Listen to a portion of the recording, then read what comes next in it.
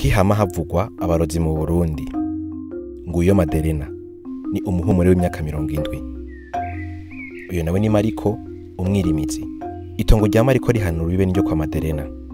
Kubera ibihe bigoye ntagishobora kugaburira abana neza. Ikimuraje ishinga no kwagura itongo, ariko Maderena nawe ntashaka kumuha ahiwe. Inyuma y'umwaka umwe hatera ingwara iyoberanye mu bana bo ku mutumbi wabo. Abana babiri bahasiga ubuzima, abavyeyi baja mu kangaratete. Bukiye kabiri Mariko wa muwanyo Maderena avuga mu nama y'ababa kuri uwo mutumba ko ari Maderena yaroze babana.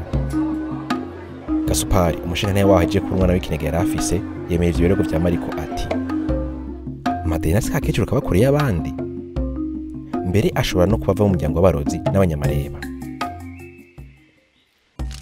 Ku mugoroba Maderena atashe asanga inzu yiwe yaturiwe. Mariko, Gasupari hamwe n'abandi banyi 10 baraho baca baramwomora. Iyo nkuru hari cibibutsa. Aha mu Burundi ku mwaka abantu bashika 10 bashaje baricwa bagirizwa uburozi. Abatoza avuga ko abagirizwa ubwo burozi bafitaniye amatati y'amatongo.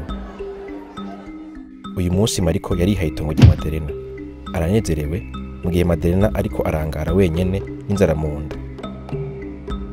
Gasupari we ntiyagaruye umwana wiwe. Yanahiye mu gihe bariko baraturira iyo nzu ya Maderena. Ubu rero murumva nyene abarozi bavuka. Iyo tugize ibibazo twama turondera inyanduruko yavyo. Abantu bamwe bivanye n'inyungu zabo bakatwereka ababitumye bataribo bakagwa mu mporero.